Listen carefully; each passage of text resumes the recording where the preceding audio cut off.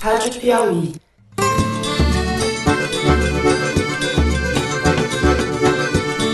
Olá, está começando mais um Foro de Teresina, o podcast de política da revista Piauí. Eu sou Fernando de Barros e Silva, diretor de redação. Falar que se passa fome no Brasil é uma grande mentira. Você não vê gente mesmo pobre com um físico esquelético como a gente vê pelo mundo.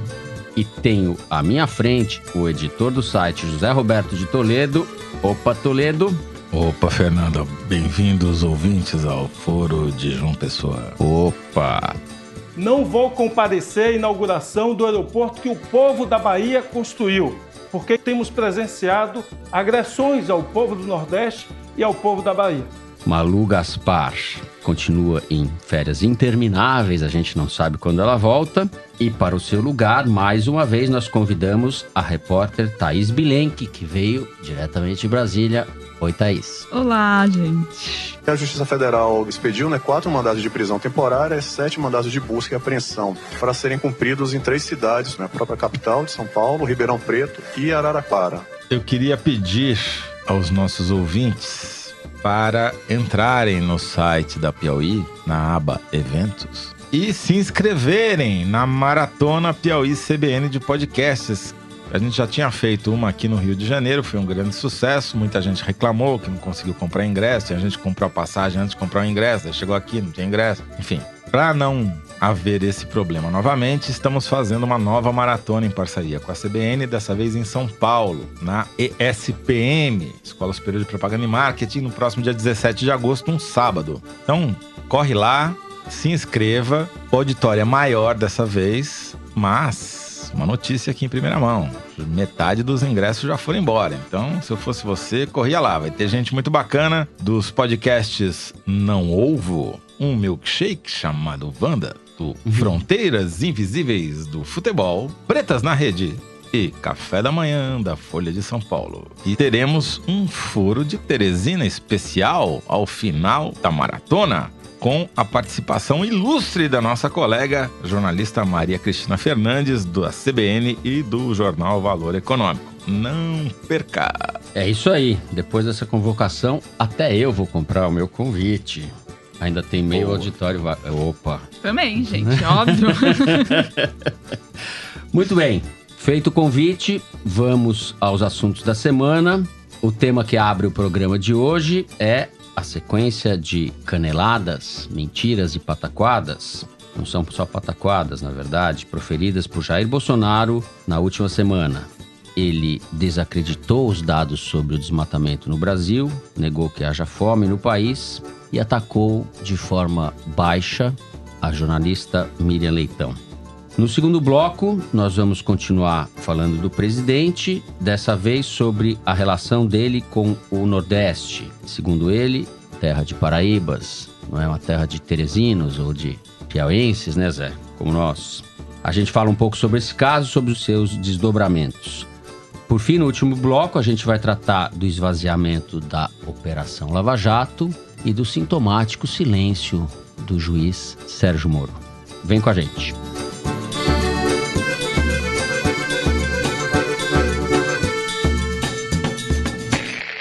Muito bem. Na última semana, o presidente Jair Bolsonaro, durante um café da manhã com correspondentes internacionais no Palácio do Planalto, disse algumas barbaridades. Primeiro, abre aspas, falar que se passa fome no Brasil é uma grande mentira. Segundo, desmentiu ou desacreditou, colocou em dúvida os dados científicos do INPE, o Instituto Nacional de Pesquisas Espaciais, a respeito da escalada do desmatamento da Amazônia. Abre aspas, eu tenho convicção de que os dados são mentirosos. Isso provocou uma grande celeuma na comunidade científica, uma justa revolta. Por fim, Bolsonaro disse que a jornalista Miriam Leitão, do Grupo Globo, mentiu ao falar que foi torturada durante a ditadura.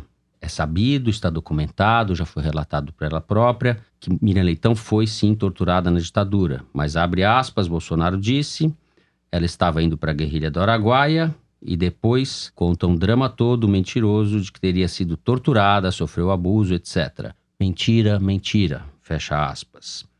Thaís, isso é descuido, cortina de fumaça? É o Bolsonaro mostrando o seu eu profundo, digamos assim, espontâneo, um pouco mais solto no exercício da presidência, se é que a gente pode usar esse título de cortesia?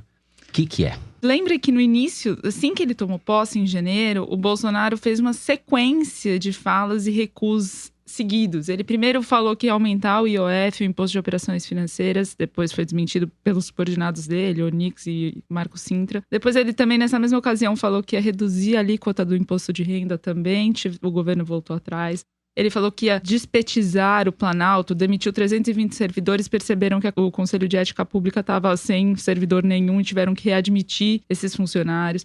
Falou que ia transferir a Embaixada do Brasil em Israel para Jerusalém, depois voltou atrás, agora é só um escritório comercial.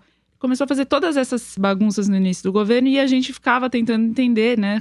O quanto disso era deliberado, o quanto que não era e tal. Passou uma fase e agora ele tá nessa fase de contestar dados e evidências, às vezes, em situações. Mas me chamou a atenção que nesses 3 casos em particular, no Café da Manhã com jornalistas na semana passada, ele pegou elementos bastante simbólicos. Então, em relação ao desmatamento, a gente percebe que o Bolsonaro tem usado essa questão ambiental como afirmação internacional. Então, no G20, no Japão, ele peitou o Macron da França e a Merkel da Alemanha justamente em relação a isso. Tem contestado também Noruega e a Alemanha em relação ao fundo da Amazônia, que eles financiam. E, ultimamente, o Ricardo Salles, que é o ministro do Meio Ambiente, tem se tornado o queridinho do presidente. Então, ele se encontrou. Os encontros que antes eram mensais passaram a ser diários. Bolsonaro encontrou com ele domingo na Alvorada de manhã, na segunda, na terça. Foi ao Ministério do Meio Ambiente no início do mês também. Cometeu um ato falho lá do Japão também, falando que o ministro Ernesto Araújo do Meio Ambiente, depois ele se corrigiu e falou relações exteriores, quer dizer, tá com uma fixação em relação ao meio ambiente de forma geral, que eu acho que tem muito a ver com esse realinhamento pretendido na geopolítica.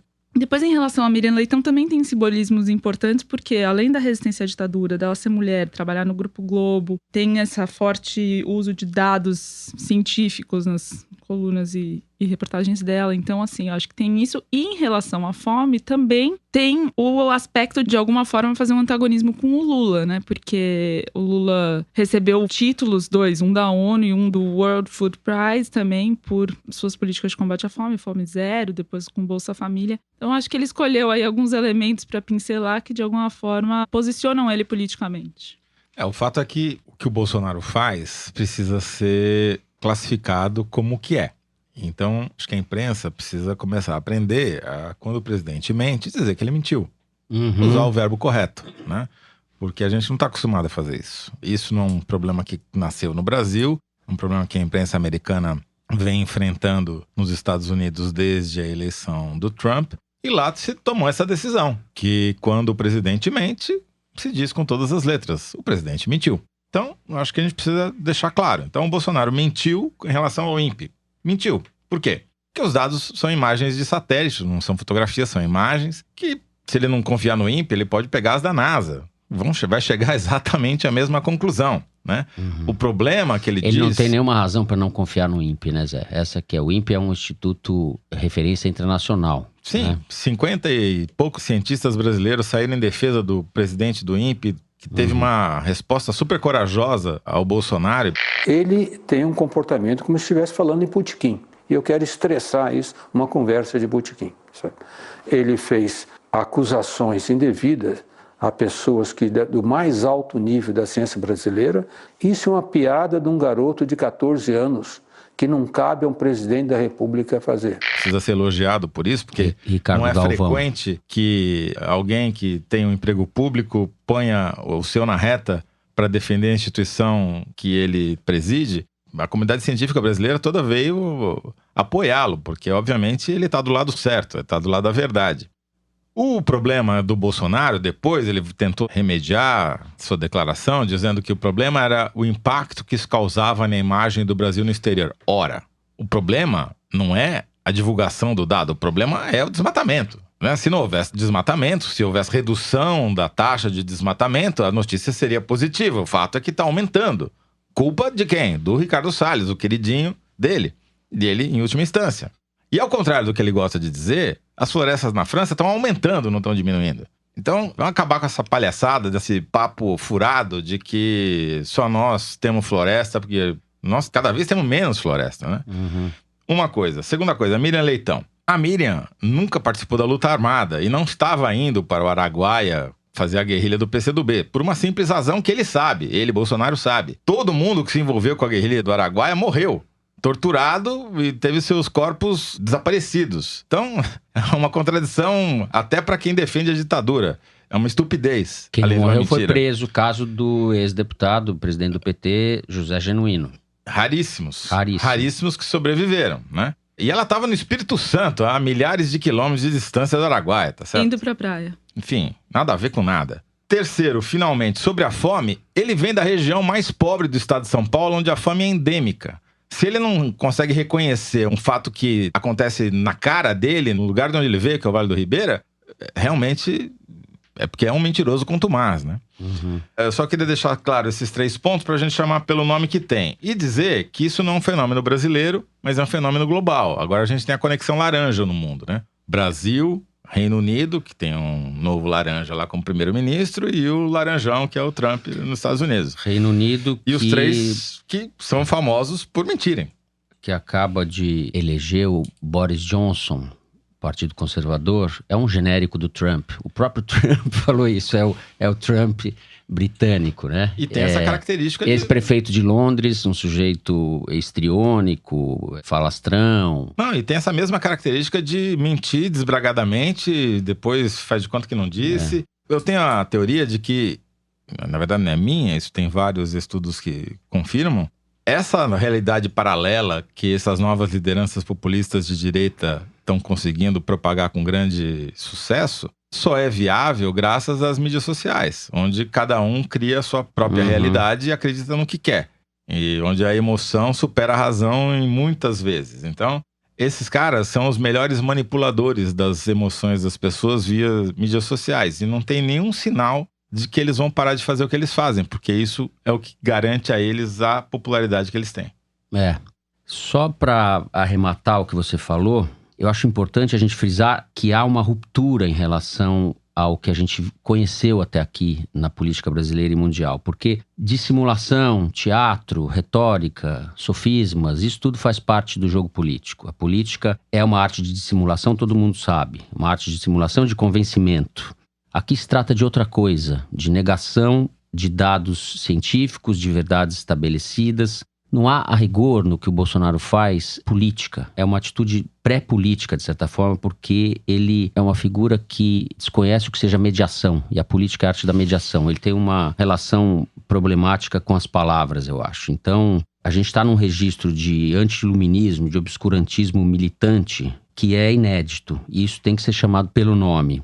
Eu lembro que um dos slogans do Bolsonaro de campanha, a passagem bíblica, conheceis a verdade e a verdade vos libertará. Eu, como gosto do Freud, leio pelo contrário. Nesse slogan já tem um resumo concentrado do que venceu o governo dele. É uma grande mentira. Ele manipula a verdade o tempo inteiro. É um pouco o segredo do governo dele, essa relação problemática com a verdade. Um pouco como o Collor, Fernando Collor, que tinha como slogan o caçador de marajás, né? E aquilo, se você tomar de forma cifrada, era um pouco desmantelamento do Estado que ele patrocinou, já estava um pouco expresso nessa fórmula. O uso da passagem bíblica do Bolsonaro, de certa forma, também concentra o que ele está fazendo no exercício da presidência, ou seja, uma monumental desconstrução da verdade e do país. Com isso, encerramos o primeiro bloco. No segundo bloco, nós vamos falar da relação do presidente da República com o Nordeste do país.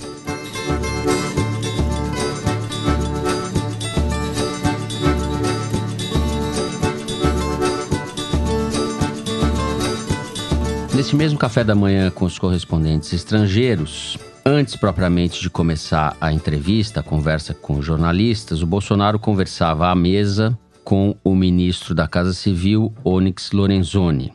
Virou-se para o Onyx e, numa altura audível, que foi captada por um dos presentes, ele disse: Esses governadores de Paraíba, o pior do que o do Maranhão. Tem que ter nada para esse cara. Daqueles governadores de Paraíba, o pior é o do Maranhão. A fala, evidentemente, causou constrangimento, revolta, reação por parte do governador do Maranhão, o Flávio Dino, e do governador da Paraíba, o João Azevedo, Flávio Dino do PCdoB, João Azevedo do PSB. Na terça-feira, ontem, para nós que estamos gravando o programa, o Bolsonaro foi à Bahia, à Vitória da Conquista, inaugurar um aeroporto, ironicamente, o aeroporto Glauber Rocha. São essas coisas que acontecem no Brasil. Ele aproveitou ali para tentar corrigir a situação, colocou o chapeuzinho de vaqueiro, falou que somos todos cabras da peste, usou uma série de clichês da política mais tradicional impossível para tentar, digamos assim, minimizar ou corrigir o estrago do que ele havia dito. Toledo, o que a gente está pensando sobre isso? Bom, primeiro que foi também uma mentira, mas que a gente não botou no mesmo bloco das mentiras, no bloco anterior, porque essa foi uma mentira que deu errado. Com as mentiras anteriores, do INPE, da Miriam, etc., da fome, ele conseguiu, por exemplo, tirar a atenção para a venda e privatização da maior distribuidora de combustíveis do Brasil, que é a BR Distribuidora, que aconteceu ontem. Petrobras vendeu as suas ações... Ontem, terça-feira. Anteontem, para quem está nos ouvindo. Ela pulverizou a venda de ações, quer dizer, isso é o que se diz, a gente não sabe quem comprou, não sabe quem detém agora o controle acionário da BR. Aliás, vendeu muito bem, porque vendeu por R$ 24,50 e hoje já está R$ 27,25. Ou seja, quem comprou já teve um bom lucro desde ontem. Em algumas horas. Em algumas horas de pregão. Mas enfim. Então, em vez de a gente estar falando sobre isso, primeira grande privatização sem que houvesse necessidade de aprovação do Congresso, a gente fica discutindo as besteiras e as mentiras do Bolsonaro. Agora, no caso do Nordeste, é também uma mentira, porque para quem não é do Rio... Paraíba é a maneira como os cariocas politicamente incorretos se referem aos nordestinos aqui. Assim como em São Paulo, anos atrás, as pessoas se referiam aos nordestinos como baianos. Nesse caso, a mentira deu errado, por quê? Primeiro, o Bolsonaro tentou negar que ele tinha se referido aos nordestinos como Paraíba, contrariando o que está gravado. Isso quebrou a perna dos seus próprios puxa-sacos que estavam nas mídias sociais tentando defender o politicamente incorreto. Falando, não, imagina, não tem preconceito nenhum em chamar nordestino de Paraíba. Disso daí. Todo mundo chama assim, exatamente. Só que no momento que ele foi lá e negou, e com isso deixando implícito que era ruim, aí quebrou a perna dos caras, entendeu? Ficaram todo mundo chupando o dedo. Aí ele vai lá pra Bahia e tenta fazer do limão uma limonada. Por que eu tô falando isso? Porque pegou muito mal nas mídias sociais e o Bolsonaro chegou no seu momento mais baixo no acompanhamento que a gente faz do índice de sentimento do Twitter em relação a ele, com dados fornecidos pela startup Arquimedes. Um momento mais baixo em termos de audiência, é isso? Em termos de sentimento, do negativo versus o positivo, foi o momento mais negativo para o Bolsonaro. Não estamos falando do aspecto moral. Também. Momento mais baixo. Também. Mas pegou muito mal. Foi pior do que nos protestos da educação. Chegou no mesmo nível, que era o ponto mais baixo até então. Ele igualou o momento dos protestos contra os cortes na educação. E o Bolsonaro é muito sensível. A única coisa a qual ele é sensível é a popularidade dele no Twitter.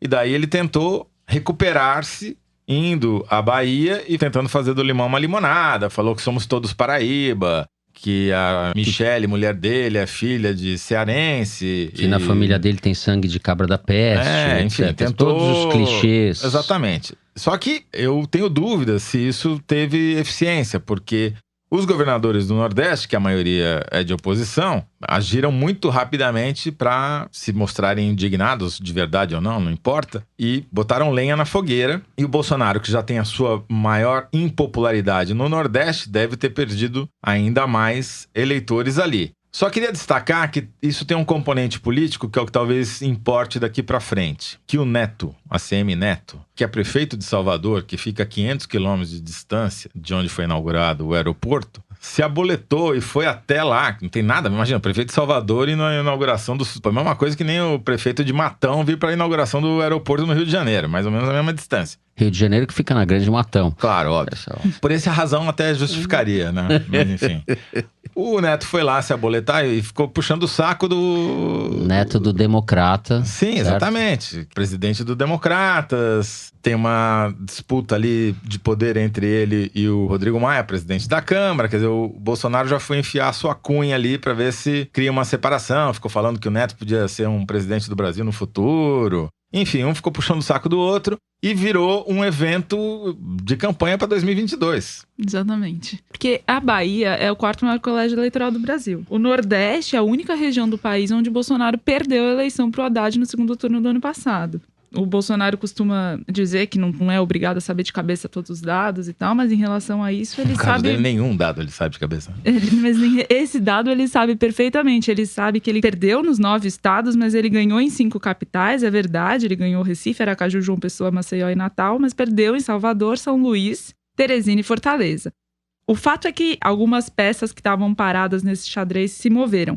Na sexta-feira, o Rodrigo Maia foi a Salvador visitar a fundação que trata dependentes químicos, mantida pelo deputado pastor Sargento Isidório, que é o deputado da Bíblia, que anda pelo Congresso com uma Bíblia nas mãos. Brilhantemente perfilado pelo repórter Tiago Coelho no site da Piauí, muito antes dele ser notícia nacional. Pois é, e você sabe que o Sargento Isidório é o deputado federal mais votado da Bahia e faz oposição ao Bolsonaro. O Rodrigo Maia foi fazer esse gesto em relação ao Sargento Isidório, esteve lá, tocou percussão, defendeu a reforma da Previdência e junto nesse evento, além do Isidório, estava Otto Alencar, os senadores da Bahia que são oposição ao Bolsonaro também. E ele foi justamente para Salvador, que é um bastião vermelho, né? Um bastião anti-bolsonarista. Uma aldeia gaulesa do petismo atualmente.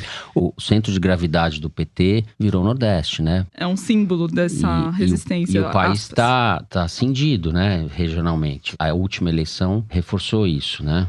E aí, quando chega o Bolsonaro 3 dias depois e o ACM Neto vai no palanque dele, gargalha quando o Bolsonaro mencionou que o Rui Costa, governador da Bahia do PT, não estava presente. A plateia, que era composta ali de aliados, empresários e tal, vaiou o Rui Costa, o ACM Neto gargalhando e tal. Isso não escapou a muitos políticos que estavam presentes, que ACM Neto e Maia estão fazendo movimentos opostos nesse território aí, que é um território disputado. Né? Um foi pro lado da oposição, o outro subiu no palanque do Bolsonaro, porque os dois são 2 expoentes do Democratas. O ACM Neto é hoje o presidente do partido, mas o Maia é o presidente da Câmara dos Deputados. O Maia saiu maior nesse final de semestre na Câmara com a aprovação da reforma da Previdência no primeiro turno. Os dois estão tentando se gabaritar para a eleição de 2022. O ACM Neto pode ser candidato a presidente, ele diz que não descarta, mas... O cara não foi nem candidato a governador na Bahia porque sabia que ia perder. Mas então, é porque o nome dele, como nome de nordestino com alguma popularidade, com alguma expressão, é sempre lembrado como excelente vice em uma chapa de um paulista, por exemplo. Então,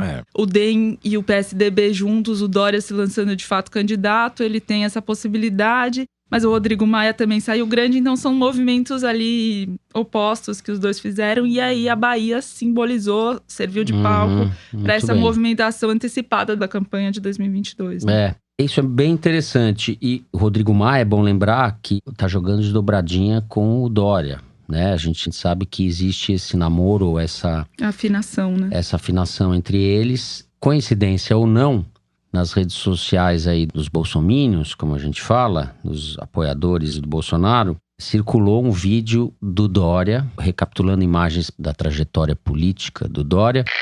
Celso Cabral, que é meu amigo de menino. Estou aqui em Curitiba, no estado do Paraná, acabei de receber uma homenagem linda das mãos do governador Beto Richa, um dos grandes governadores. Aécio Neves é um extraordinário homem público. Todo mundo lembrado. Que agora está tendo que se defender, né? Exato. E nesse mesmo vídeo, ele aparecia, ele Dória, criticando ou falando que não queria o apoio do Bolsonaro. O senhor aceitaria apoio do Bolsonaro para sua campanha para o governo do estado? Não. Agradeço, mas declino. Por quê? Não, porque eu não acredito em extremismos, nem de direita e nem de esquerda.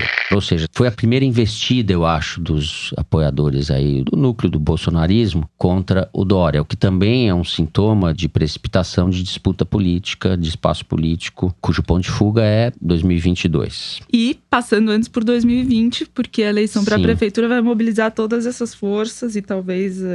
vai ser uma prévia, né? Porque provavelmente Bolsonaro e Dória terão candidaturas diferentes, conflitantes, que vão ser adversárias em São Paulo, por exemplo, onde o PT está sem candidato até agora e os nomes mais fortes estão ligados ou ao PSL ou à continuação ali do... Historicamente, Bruno Covas é candidato à reeleição, embora não seja favorito.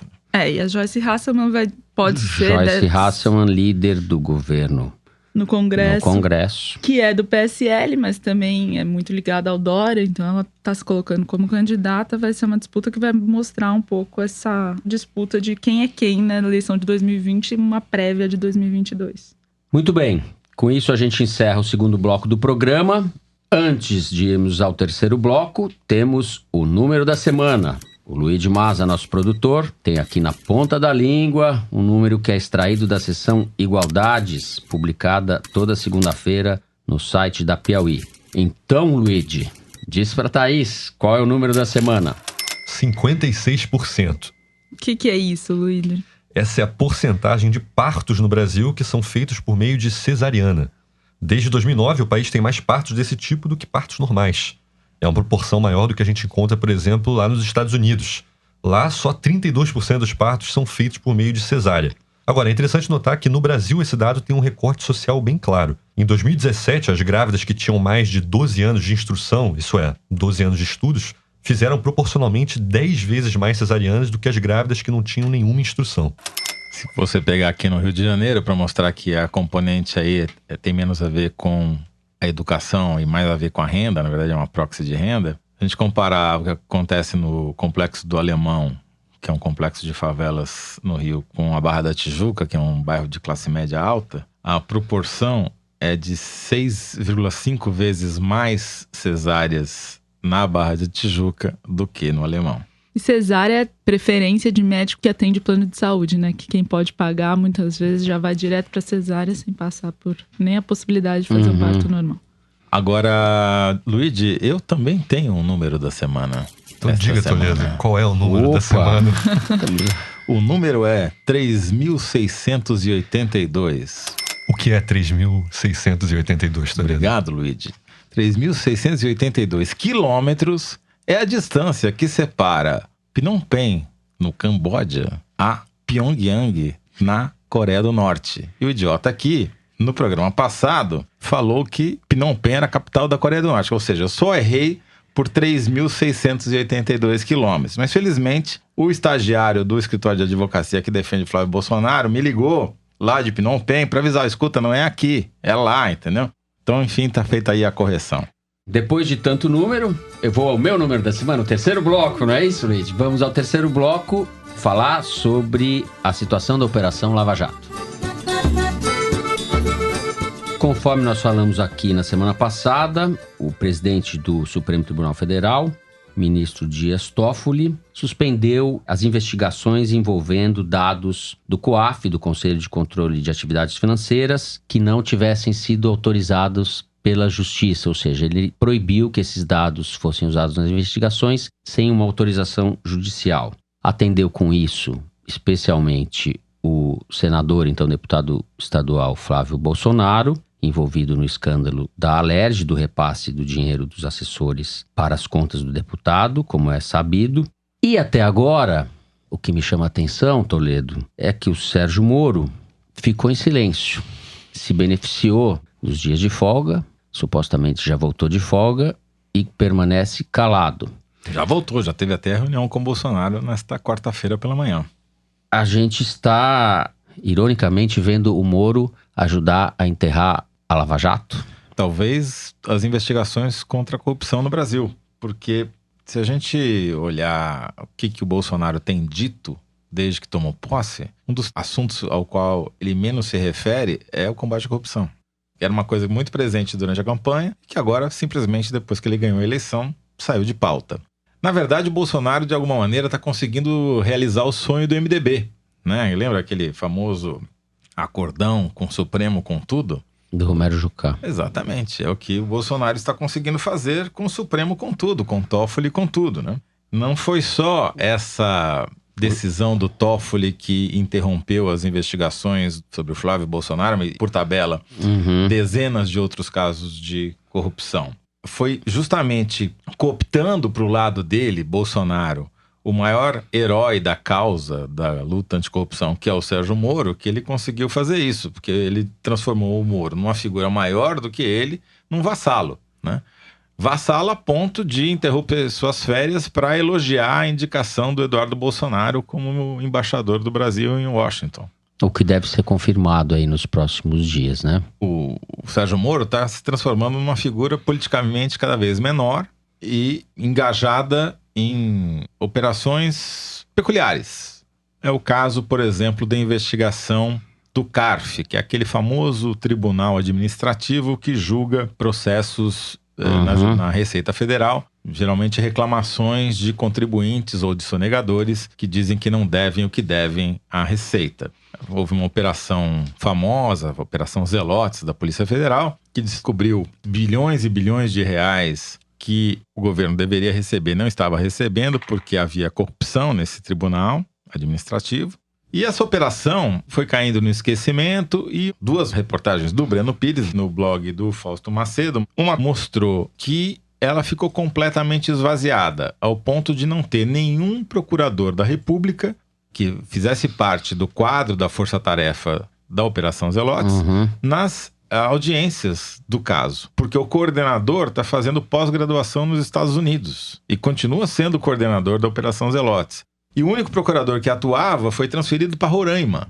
Bom, nesta quarta-feira surge a notícia que foi nomeado pela Raquel Dodge, que é candidata à reeleição como Procuradora-Geral da República, para atuar na Operação Zelotes, um procurador da República recém-empossado, tem 6 anos no cargo, que atua onde? Em Angra dos Reis.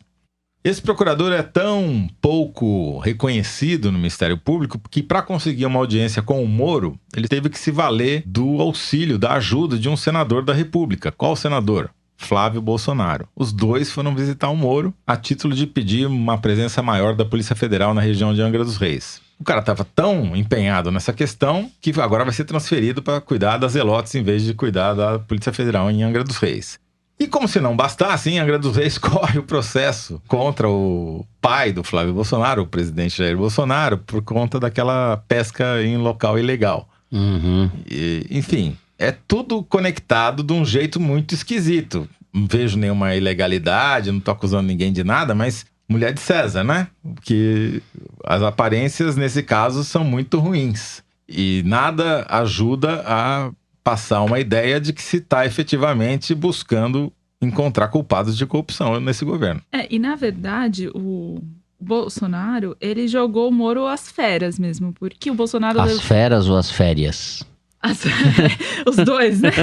É verdade que eles foram pro estádio de futebol juntos, ele deu prestígio, falou que o Moro era patrimônio nacional e não sei o quê, etc e tal. Mas quando tinham medidas efetivas que o governo poderia encampar dessa pauta anticorrupção representada pelo Moro, o governo não encampou. A primeira, em relação ao pacote anticrime, que o Moro foi entregar sozinho em fevereiro, ela ficou parada no Congresso meses e semanas, anda a passos de tartaruga e já sofreu, apesar dessa demora, dessa lentidão toda, já sofreu uma derrota quando a Câmara tirou a previsão de prisão após condenação em segunda instância do projeto, que é talvez um dos principais pleitos da Lava Jato. E também em relação ao COAF, porque o Bolsonaro também sacrificou o COAF nas mãos do Moro quando precisava aprovar a medida provisória que reestruturaria a esplanada dos ministérios. Ele falou, os parlamentares são bastante novos no PSL, então eles acham que dá para ganhar todas, mas não dá, quer dizer... Essa daí a gente já perdeu, isso antes da votação. E o Moro estava tentando fazer do COAF um símbolo desse empenho dele, porque o COAF, em janeiro, quando o governo Bolsonaro tomou posse, tinha 37 servidores. Em junho, quando o Moro perdeu o COAF para o Ministério da Economia, ele estava com 68 servidores.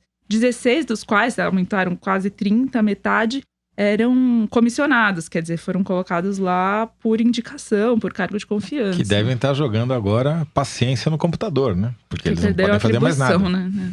Então, quer dizer, na prática, nas medidas mais efetivas que ele poderia tomar, ele não ajudou em nada, né? E tem um outro aspecto que eu acho que vale a pena ressaltar. O próprio Dallagnol, numa das conversas que veio a público, fala que não ia se pronunciar sobre o caso Flávio Bolsonaro, porque apesar dele ter convicção de que tinha coisa errada ali, e até fez comparações com outros escândalos, ele não ia querer contrariar o Moro, porque imaginava que o Moro iria falar o contrário se fosse dar declarações. Quer dizer, a própria força-tarefa foi se comprometendo politicamente de tal maneira, seja com o Moro, seja com o Bolsonaro, que foi se esvaziando. Foi uma espécie de suicídio por conexões políticas, né? Para se manter viva, ela começou a fazer alianças que, na verdade, acabaram por contribuir pelo seu esvaziamento. E agora, que eu não poderia deixar de citar, em sendo um araraquarense, essa operação da Polícia Federal do hacker de Araraquara... A gente sabe muito pouco ainda dessa operação, né? Foram expedidos 4 mandados de prisão e alguns mais de busca e apreensão. Oi, pessoal. Atualização importante agora na quinta de manhã sobre esse suposto esquema aí de hackeamento geral da nação. Segundo a polícia, mais de 1.000 pessoas foram alvo, incluindo autoridades dos 3 poderes, como o Paulo Guedes, o Sérgio Moro, o Deltan Dallagnol e agora o próprio presidente Jair Bolsonaro teve os celulares invadidos, segundo o Ministério da Justiça. Por trás desse esquema, até agora é apontado Walter Delgatti Neto, cujo apelido é Vermelho. Ele já foi condenado por estelionato no passado. Na casa de um dos outros presos, Gustavo Henrique Elias Santos, DJ, em Araraquara, R$100 mil foram apreendidos. Mas a polícia ainda não identificou, pelo menos não informou, se tem alguém que tenha encomendado e financiado esse crime.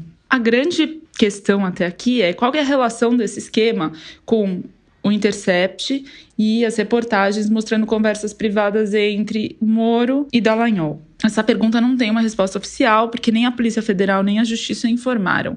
Mas o Moro, sim, ainda com as investigações em curso, disse que essas pessoas com antecedentes criminais são a fonte de confiança daqueles que divulgaram as supostas mensagens obtidas por crime. O Leandro Demore e o Glenn Greenwald reagiram a essa declaração do Moro. O Leandro disse que isso ficava por conta do ministro, porque o site não abre o sigilo da fonte.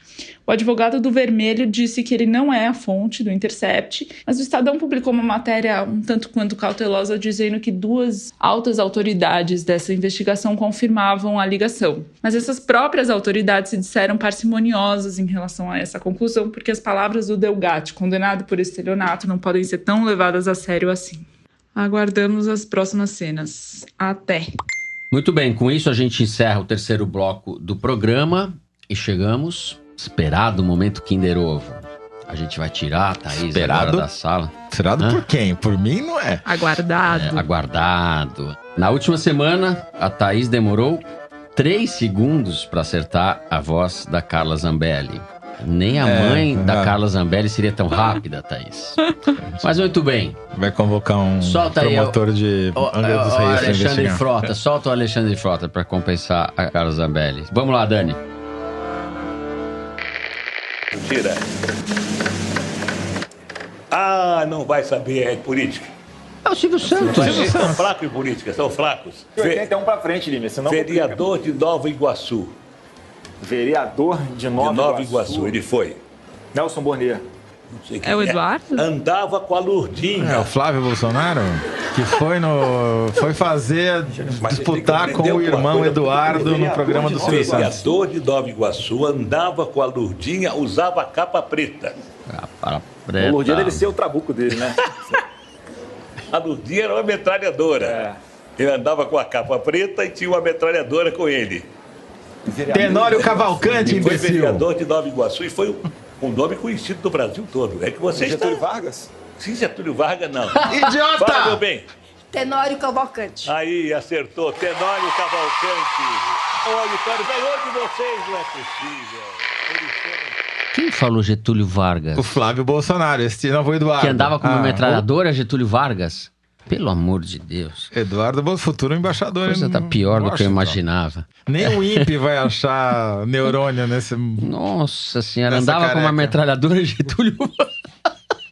Como é que você não sabe que o vereador de Nova Iguaçu que andava com a metralhadora era o Getúlio Vargas, ô Toledo? Bom, eu não sabia que Pinóquio ficava... até o Silvio Santos...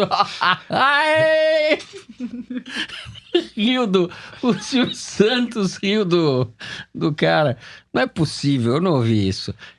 Eu não tinha visto isso. O importante é que eu ganhei. Ganhei meu dia. Eu perdi o Kinder Ovo, mas ganhei meu dia. Vereador de Nova Iguaçu que andava com uma metralhadora. Getúlio Vargas. Ai, meu Deus do céu. Muito bem. Deixa eu recuperar aqui. Meus sais, produção. Meus sais. A produção informa aqui, trata-se do apresentador Silvio Santos, evidentemente, barará. No domingo 15 de julho, ele recebeu no programa que chama Jogo das Três Pistas, os filhos do Bolsonaro, Flávio, senador pelo Rio de Janeiro, e Eduardo, deputado federal por São Paulo. Quem chutou Getúlio Vargas foi o Eduardo, o nosso embaixador. É o nosso embaixador. Ai, vereador de Nova Iguaçu que anda armado. O que é usar um boné perto disso? Os dois estavam respondendo, é isso? Era uma disputa. Esse programa, você coloca dois convidados e eles ficam tentando adivinhar respostas tão difíceis quanto esta. E para isso tem 3 dicas. E nem com 3 dicas os gênios conseguiram adivinhar que o Tenório Cavalcante era o vereador que andava com uma metralhadora chamada Lurdinha. Tem filme do Tenório Cavalcante, O Homem da Capa Preta. Não, mas ele da podia Sandra até Cavalcante. Não saber que era o Tenório Cavalcante, mas... Chutar Getúlio Vargas é um alheiro tomate, né? Bom, depois dessa, eu de fato perdi o ar, é literal. Vamos ao Correio Elegante. O momento em que a gente espia o que os ouvintes mandaram pro foro, pelas redes sociais ou pelo nosso e-mail, forosteresina@revistapiauí.com.br. Na semana passada, quando a gente estava falando da indicação do Eduardo Bolsonaro para a Embaixada dos Estados Unidos, eu disse que não respeito quem usa boné tendo mais de 35 anos. Foi uma botade. Ninguém pode levar o pé da letra essas coisas que eu falo. Choveu mensagem, como essa daqui do Rafael Nogueira. Abre aspas. Puxa, Fernando Barros, eu uso boné e já tenho 34 anos. Não tenho o seu respeito? Que é isso? Fecha aspas. Eu até respondi o Rafael no Twitter, mas quero deixar claro para os ouvintes que foi uma licença poética. Podem ficar tranquilos, eu mesmo estou fazendo o programa de boné hoje. É mentira, não estou fazendo o programa de boné. Diretora, depois do Getúlio Vargas aqui, esse negócio do boné perdeu completamente a relevância. Bom, entre os muitos ouvintes que me deram lições de geografia, tem o Tony Barros, que foi o mais rápido no gatilho do Twitter, e também o Dante Donatelli. E eu vou citar aqui a mensagem que o Dante mandou. Ouvi o último foro sentado no aeroporto de Addis Abeba, esperando para voltar ao Brasil quando ouço Phnom Penh, capital da Coreia do Norte. Eu acabara de sair de Phnom Penh, capital do maravilhoso Camboja. Ao ouvir Toledo macular a geografia, dei um salto e disse em voz alta, assim não! Minha mulher me repreendeu e uma dúzia de passageiros cansados se levantou e se afastou, como se ali um louco estivesse falando sozinho. Muito obrigado, Dante Donatelli. E eu estava certo em alguma coisa. Tinha, de fato, ouvintes do Foro Teresina em Phnom Penh. Tá certo? Bom, olha só. Incredível. Veja só que a gente realmente é internacional, entendeu? Nossa Senhora. Só queria fazer mais um registro aqui. Muita gente comentando a operação da Polícia Federal em Araraquara, me mandando mensagens de solidariedade, sugerindo nomes, outros nomes para a operação. Podia ser Operação Lava Porco, por exemplo. Uma boa sugestão, né? Mudar o nome do foro para Foro de Araraquara. Enfim, mas eu queria registrar uma mensagem que eu achei especialmente tocante. Leandro Gonçalves mandou pelo Twitter para mim, para o Fernando e para a Malu. Onde escuto o foro? No hospital, enquanto aguardo o fim da hora da mamada na UTI neonatal para ver minha filha. Está firme e forte e em breve volta para casa com a gente para ouvirmos o foro entre uma mamada, um banho e uma troca de fralda. Muito bem, Leandro. Parabéns pelo rebento. Muito bem. Bom, abraço. Vou ler aqui um tweet do Gustavo da Silva, que disse assim: fiquei escutando o foro de Teresina e acabei entrando na área de rodízio com o meu carro. Saiu caro esse entretenimento. Gustavo, se eu fosse você, eu mandava essa conta pra redação. Manda que o Teresino paga. Pois é, falando nisso, Toledo, vai ser abolida a multa no governo Bolsonaro por esse negócio de... dobro de pontos, né? Não se preocupa. Tem esse aqui, Fernando, que você vai gostar, da Ellen. Ela escreveu assim: vocês já repararam que só o Fernando nunca tinha férias? Coitado. Olha, Ellen, eu não queria falar nada, mas a pessoa que menos tira férias aqui é o Teresino, que tá dando plantão. Teresino tá pior que eu. Férias vencidas. Você não sabe o que aconteceu semana passada. Eu não vou dar nomes aqui, mas esqueceram o Teresino no estúdio uma semana. cara ficou preso no estúdio aqui. Ninguém veio resgatá-lo. Servidão. Uma vergonha. Tá aqui, Trabalho escravo. A cara do coitado ali, ó. Fernando, na semana passada a gente exortou nossos ouvintes mais uma vez para assinarem a revista Piauí, que, como a gente sempre diz, é a melhor forma de manter o Foro de Teresina no ar. E mais uma vez, vários ouvintes, como o Alessandro Fernandes, disseram, embora sejam ávidos por assinar a revista, não querem a versão impressa. Então, para esses ouvintes, eu repito, baixem o aplicativo da Piauí. Lá você pode comprar as edições avulsas da revista e lê-las no celular ou no seu tablet. Então, não tem mais desculpa. Por último, queria ler aqui uma sugestão do Andrei Reichotok. Deixou para você, viu, Fernando? Ele disse assim no Twitter. Se eu fosse editor da Piauí, a próxima edição vinha com Paraíba no lugar do nome. E aí? Estamos pensando seriamente. Depois dessa sugestão do Andrei, eu só posso encerrar o programa. Vamos refletir profundamente a respeito disso. O Foro de Teresina é uma produção da Rádio Novelo para a revista Paraíba? Digo, Piauí. A nossa diretora é a Paula Scarpim. Os nossos produtores são o Luiz de Maza, a Mari Faria e a Ana Carolina Santos. A Júlia Sena grava o vídeo do Foro Privilegiado, o teaser do Foro que você pode encontrar no YouTube e nas redes sociais da Piauí. Quem edita o programa é a Mari Romano. A finalização e a mixagem são do João Jabassi, que também é o intérprete da melodia tema do Foro, composta por Vânia Salles e Beto Boreno. A Kelly Moraes é responsável pela nossa coordenação digital. O Foro de Teresina é gravado no Estúdio Rastro com o Dani Di. Eu sou Fernando de Barros e Silva. Agradeço a companhia de José Roberto de Toledo. Tchau, espero que vocês vão me visitar na cadeia quando a operação Spoofing me pegar também, como araraquarense. E a presença da repórter Thaís Bilenque. Obrigado, Thaís. Gente, obrigada. Até a semana que vem. Getúlio Vargas.